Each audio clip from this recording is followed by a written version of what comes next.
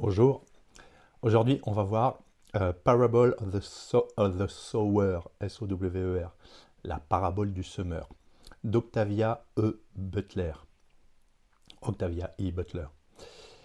Publié en 93, donc le livre est un roman d'anticipation dystopique qui se déroule dans une Californie du futur proche, entre 2024 et 2027. L'autrice y dépeint une société en ruine, minée par les inégalités, la violence, la corruption et le changement climatique. À travers le journal intime de Lorraine Olamina, une jeune femme de 15 ans au début du récit, l'autrice explore la survie, la foi et la reconstruction d'un monde effondré. L'action s'ouvre à Robledo, une petite communauté fortifiée du sud de la Californie. La société américaine telle qu'on la connaît s'est désagrégée. Le gouvernement est impuissant, les services publics inexistants, la pauvreté généralisée, et les habitants vivent retranchés derrière des murs pour se protéger des pillards, des toxicomanes et de toutes sortes de bandes violentes. À l'extérieur règnent famine, incendie, chômage de masse, esclavage moderne et barbarie. Un monde idéal. Lorraine Olamina vit avec son père, un pasteur baptiste respecté, sa belle-mère Cory et ses frères.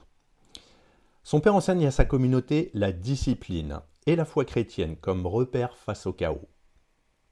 Mais Lorraine, elle, ne croit pas en la religion traditionnelle. Elle développe sa propre vision spirituelle, appelée Earth Seed, la graine de la terre. Sa philosophie repose sur une maxime, Dieu est changement. Selon elle, le monde est en perpétuelle mutation, et la seule manière de survivre est d'embrasser et de façonner ce changement. Earthseed a pour but ultime de pousser l'humanité à se répandre dans les étoiles. D'où le titre. Lorraine souffre aussi d'un trouble particulier, l'hyperempathie, un syndrome qui la pousse à ressentir physiquement la douleur et le plaisir des autres. Ce dont, conséquence de la consommation de drogue de sa mère biologique, l'expose à de grandes souffrances et fragilise sa sécurité dans un monde brutal. Peu à peu, la situation à Robledo se dégrade. Les attaques deviennent plus fréquentes, les ressources se raréfient. Malgré les murs, les pillards et les bandes de criminels armés finissent par détruire la communauté. La famille de Lorraine est tuée, sa maison incendiée et elle est forcée de fuir. Commence alors un voyage initiatique à travers la Californie dévastée. Lorraine, armée de ses convictions, se joint à d'autres survivants rencontrés sur sa route. Zara, donc une femme qui a fui un mariage forcé, et Harry, un jeune voisin de sa communauté. Ensemble, ils affrontent les routes infestées de dangers. Donc, les groupes armés, les trafiquants d'esclaves, les incendies, les cannibales, les toxicomanes accro à une drogue qui les rend pyromanes. Au fil de leur marche, Lorraine attire de plus en plus de compagnons. Elle partage avec eux la philosophie d'Earthseed et commence à bâtir une communauté basée sur la solidarité, la liberté et la transformation. Parmi ses compagnons se trouve Bankole, B-A-N-K-O-L-E, un médecin plus âgé qui devient à la fois un mentor et un partenaire amoureux pour Lorraine. Le roman se clôt sur la naissance symbolique d'une nouvelle communauté. Après avoir survécu à de nombreuses épreuves, Lorraine et ses compagnons trouvent refuge dans les terres de Bankole, au nord de la Californie. Là, Lorraine plante les graines de ce qui deviendra, à Corne, la première communauté Earthseed. Alors si on analyse le livre, on peut dire que c'est une dystopie réaliste quelque part. Contrairement à beaucoup de récits futuristes, Butler ne décrit pas un monde lointain ou fantastique, mais une dégradation plausible de la société américaine. Les causes de la chute, donc le réchauffement climatique, les inégalités économiques, la privatisation, la corruption politique, résonnent fortement avec nos inquiétudes actuelles. La dystopie sert moins à effrayer qu'à alerter. Elle agit comme un miroir grossissant de nos dérives sociales et environnementales. Ensuite, la philosophie d'Earthseed. L'une des grandes forces du roman est la dimension spirituelle. Lorraine invente Earthseed comme une réponse au chaos. Contrairement aux religions figées, Sa foi repose sur l'idée que Dieu est changement. Cette philosophie est à la fois pragmatique et spirituelle. Elle invite à s'adapter, à transformer les obstacles en opportunités et à se préparer à l'avenir en visant l'expansion dans l'espace. Butler propose ici une réflexion sur la capacité de l'humanité à évoluer au lieu de s'accrocher à des dogmes.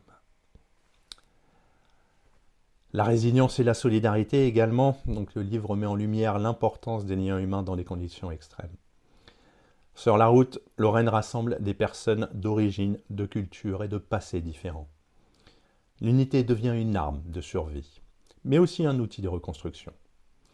La création d'Acorn symbolise l'idée qu'un nouvel ordre social peut émerger du chaos, basé sur des valeurs d'entraide plutôt que de domination. Il y a également les thèmes sociopolitiques. Donc Butler dénonce les inégalités raciales et sociales, les plus pauvres sont réduits à l'esclavage moderne, la violence endémique, c'est-à-dire les pillages, les incendies, l'exploitation sexuelle, la privatisation des services publics, l'éducation, la police, la santé, qui d'ailleurs est réservée aux plus riches, et l'écologie dévastée, la sécheresse et les feux incontrôlables. Donc ce monde en fait est une critique acérée du capitalisme sauvage et de l'individualisme, où seules des alternatives communautaires et solidaires peuvent résister. Et permettent de résister d'ailleurs. Et enfin, c'est une voix féminine forte.